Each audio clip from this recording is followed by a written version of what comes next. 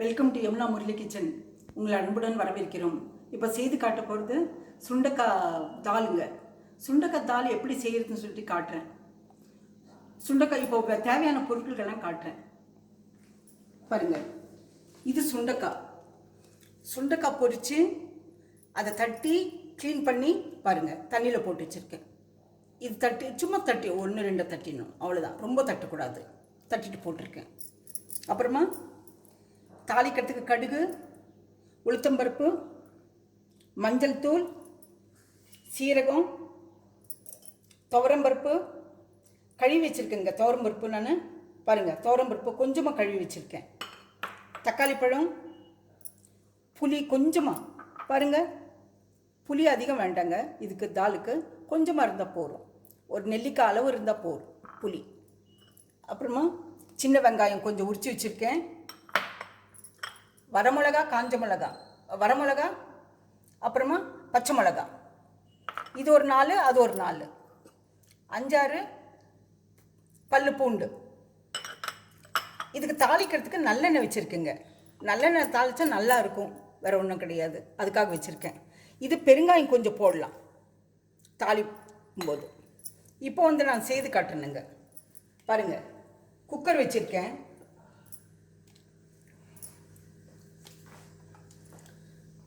குக்கரில் நல்லெண்ணெய் ஊற்றுறேன் நான்.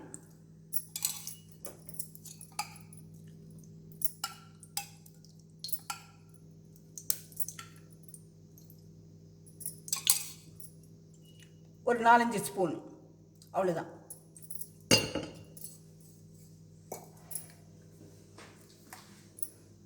இப்போ கடுகு போடுறதில்ல, வெறும் சீரகம் போடுறேன். தாளிக்கிறதுக்கு மட்டும் கடைசியில் கடுகு போடுறேன். இப்போ வெறும் சீரகம் போடுறேன் நான் நல்லெண்ணெயில்.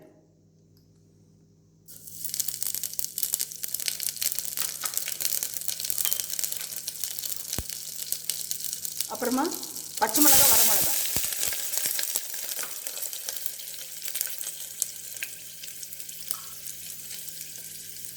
அப்புறமா சின்ன வெங்காயம்,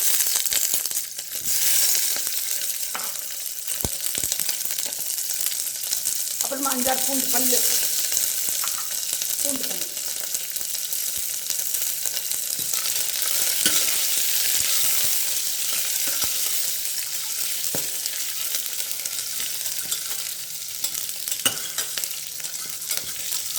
இதை நல்லா வணக்கிடுறேங்க. வணக்கிட்டு இந்த சுண்டக்காவை வடிகட்டி போடுறேன் பாருங்கள். தண்ணியில் போட்டுக்கிறது.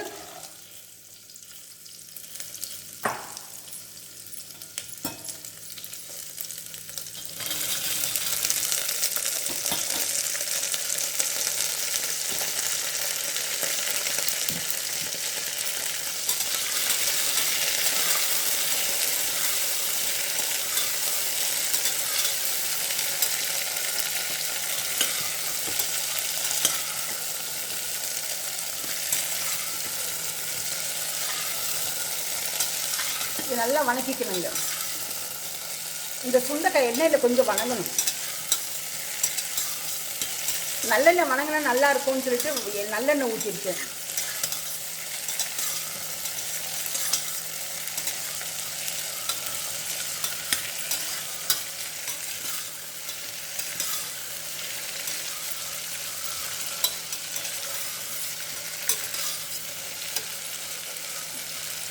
குக்கரில் எதுக்கு செய்கிறேன்னு சொன்னால், குக்கர் விசில் விடுறதுக்கு, 3 விசில் விடுறதுக்கு. இப்போ தக்காளி பழம் 2 பழம் கட் பண்ணி வச்சுருக்கேன்.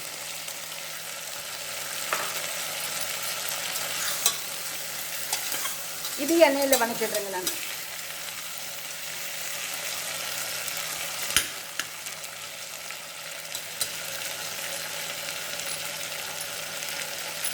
கொஞ்சமாக மஞ்சள் தூள் போடுறேங்க பாருங்கள்.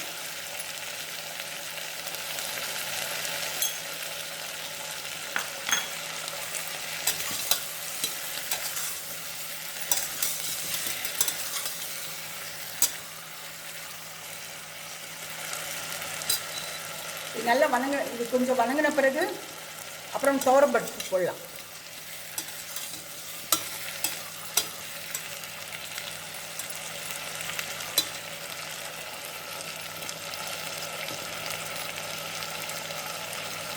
இந்த சுண்டக்காய்க்கு ஒரு பழமொழி சொல்லுவாங்க, சுண்டக்காய் கால் பணம் சுமக்கலி முக்கால் பணம்னு சொல்லுவாங்க. ஏன்னா சுண்டக்காய் பொரிக்கிறது ரொம்ப ரொம்ப கடினங்க. கொஞ்சம் முள்ளாக இருக்கும் செடி, அதிலிருந்து நம்ம கட் பண்ணி கொண்டு வர்றது. அதனால் சமக்கலி முக்கால் பணம்னு சொல்லுவாங்க. அப்போல்லாம் எனக்கு தெரிஞ்சு எனக்கு 10 ரூபா 5 ரூபா இருக்குங்க சுண்டக்காய். ஆனால் அது பொரிக்கிறதுக்கு எத்தனை கஷ்டப்படுவாங்க ஆளுங்க. இப்போ நாங்கள் செடியில் வச்சுருக்கோம், அதனால் பச்சையாக கொண்டு வந்து இது பண்ண முடியுது.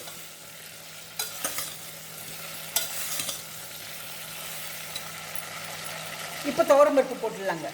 பாருங்கள், கழுவி வச்சுருக்கேன்.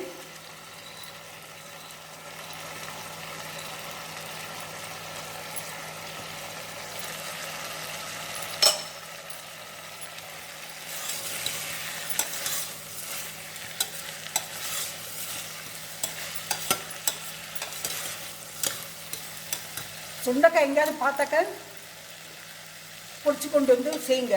அப்படி இல்லைனாக்கா சுண்டக்காய் வத்தல் கடையில் விற்கிது பேக்கெட்டு, அதை வாங்கிட்டு வந்து அந்த வத்தலை போட்டு செய்யலாம் நீங்கள் குழம்பு.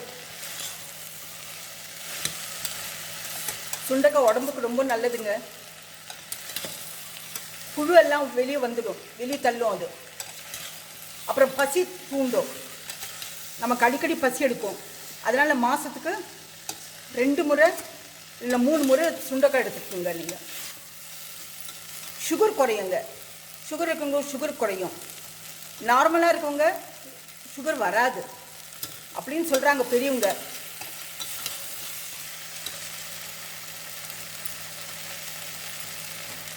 இப்போ அதுக்கு தேவைப்பட்ட தண்ணியை ஊற்றி விசில் 3 விசிலுக்கு விடுறேங்க நான். பாருங்கள், ரொம்ப தண்ணி வேண்டாம்.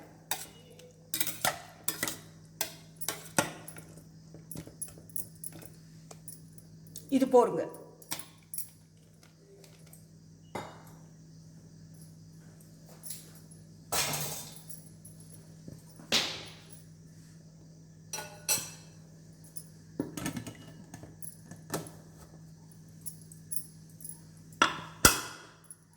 இது வெந்த பிறகு 3 விசில் வந்த பிறகு உங்களுக்கு புளி ஊற்றி உங்களுக்கு தாளித்து விட்டுடலாம். போருங்க இது இப்போத்துக்கு.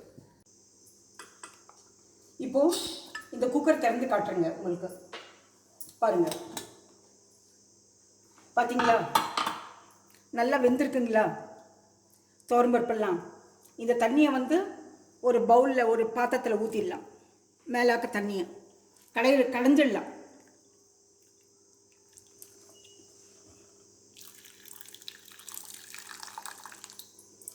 இதுக்கு தேவையான உப்பு போட்டு, கல் உப்பு போட்டு கடைஞ்சா சீக்கிரம் முடியுங்க.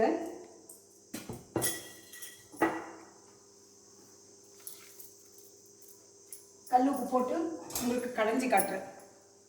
மத்து கொஞ்சம் பெருசாக இருக்கும், எனக்கு வசதிக்கு செஞ்சு வச்சுருக்கேன் இதை.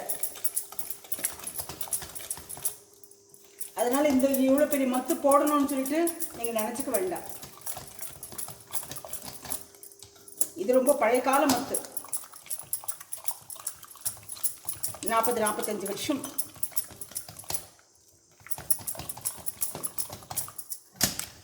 கல் உப்பு போட்டால் சீக்கிரம் மெசஞ்சிடுங்க. பார்த்தீங்களா?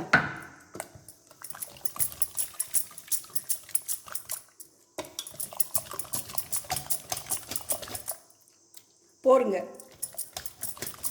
பருப்பு தால் வந்து இந்த தண்ணியை ஊற்றிடலாங்க.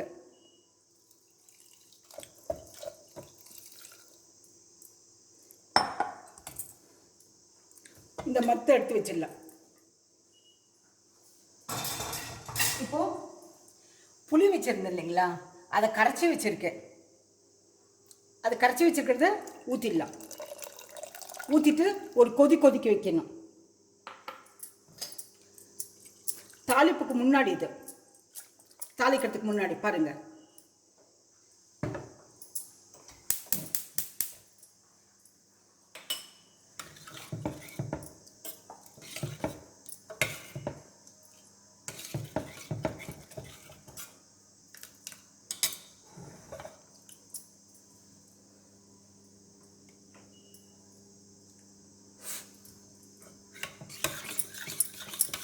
இப்போ எதுவும் வேகணுன்றது கிடையாது. சும்மா அந்த புளி ஊற்றுறதுக்கு ஒரு முறை கொதிச்சா போருங்க. உங்களுக்கு பெரிய பர்னரில் வச்சு காட்டுறேங்க நான்.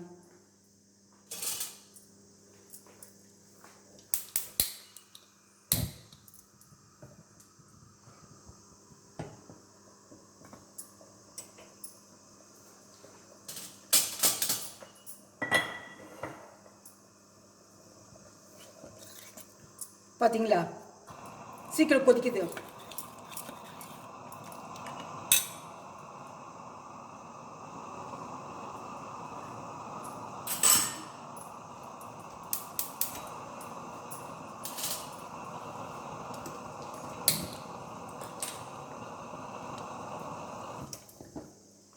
இருங்க, இதில் வச்சு பெருசில் காட்டுறேன் உங்களுக்கு.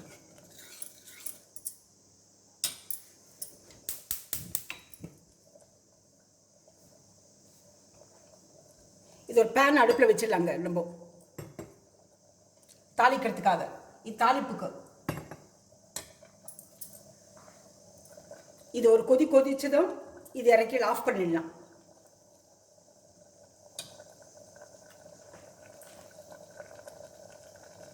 ஆஃப் பண்ணிட்டு இதை டிரான்ஸ்ஃபர் பண்ணிடலாம் ஒரு பாத்திரத்துக்கு.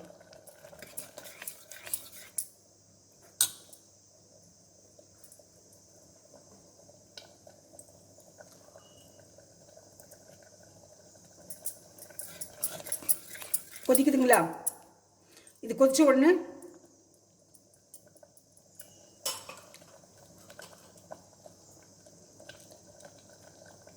உப்பு நீங்கள் அளவுக்கு போட்டுக்கோங்க. நான் எங்களோட உப்பு டேஸ்ட்டுக்கு எங்களுக்கு எந்த அளவுக்கு உப்பு சாப்பிட்றோமோ அந்த அளவுக்கு போட்டிருக்கேன். நான் கல் உப்பை யூஸ் பண்ணி எனக்கு பழகி போச்சுங்க. தூள் உப்பு அதிகமாக போடுறதில்ல. பாருங்கள், இப்போ இதை டிரான்ஸ்ஃபர் பண்ணிடுறேங்க.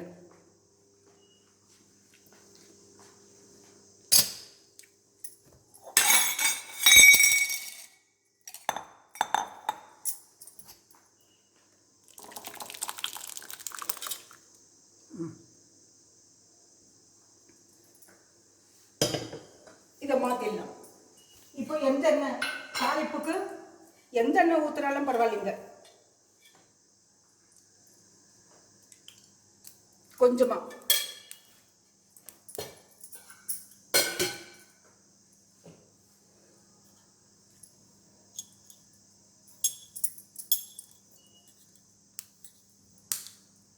கடுகு போடலாம்.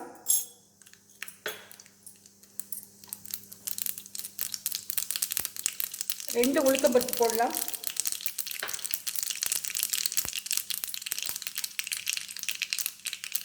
ரெண்டு சீரகம் போடலாம்.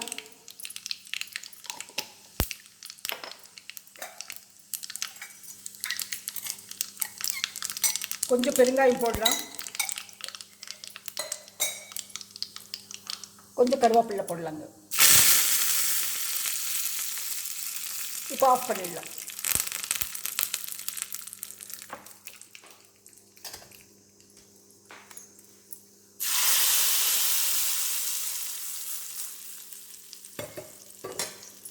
இப்போ இது சுண்டக்காய் தாளுங்க. இது சாப்பாட்டுக்கு ஊற்றி நெய் ஊற்றி சாப்பிட்லாம், இல்லைனாக்கா நல்லெண்ணெய் ஊற்றி சாப்பிட்லாம். உங்களுக்கு அப்படி இல்லைன்னா சப்பாத்திக்கு வச்சு சாப்பிட்லாம், ரொம்ப நல்லாயிருக்கும். இட்லி தோசைக்கும் நான் சாப்பிடுவேங்க. உங்களுக்கு பிரியப்பட்ட சாப்பிடுங்க. இது எல்லாத்துக்குமே நல்லாயிருக்கும் இந்த டிஷ்ஷு. இது நல்லா இருந்தாக்க, இந்த ரெசிபி உங்களுக்கு பிடிச்சிருந்தாக்க லைக் பண்ணுங்கள், ஷேர் பண்ணுங்கள், சப்ஸ்கிரைப் பண்ணுங்கள். மறக்காமல் பெல் பட்டன் ப்ரெஸ் பண்ணால் அடுத்த ரெசிபியை நம்ம பார்க்கலாம். நன்றி.